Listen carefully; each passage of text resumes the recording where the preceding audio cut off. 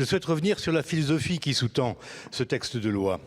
L'ordonnance du 3 mars 21 dispose que les candidats au concours donnant accès aux grandes écoles de service public sont recrutés dans la limite de 15% sur critères sociaux. Nous sommes donc ici clairement dans le cadre de la discrimination positive, qui a d'ailleurs inspiré en France la création en 1982 de l'éducation prioritaire, qui est un échec patent. Comme le wokisme dont elle est une déclinaison directe, la discrimination positive fonctionne par assignation. Assignation sociale, raciale, ethnique, sexuelle, etc. Elle repose sur l'idée selon laquelle les minorités seraient systématiquement et systémiquement opprimées ou discriminées. Philosophiquement, cette distinction par catégorie est totalement orthogonale aux principes universalistes de la République française, tels qu'ils sont rappelés dans la Déclaration des droits de l'homme et du citoyen.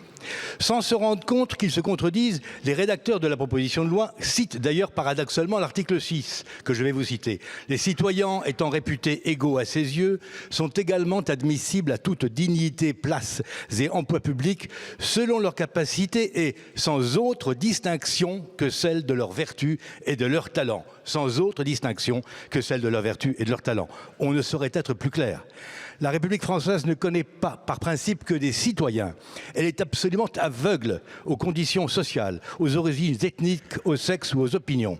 Il s'ensuit qu'elle a conçu un système éducatif qui doit en principe permettre à chaque enfant de s'élever par le travail scolaire à la dignité de citoyen et de républicain.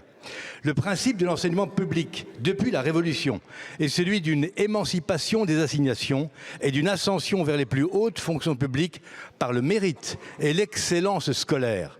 En France, le renouvellement des élites passe par l'école, qui elle aussi ne connaît et ne reconnaît que des élèves et rien d'autre.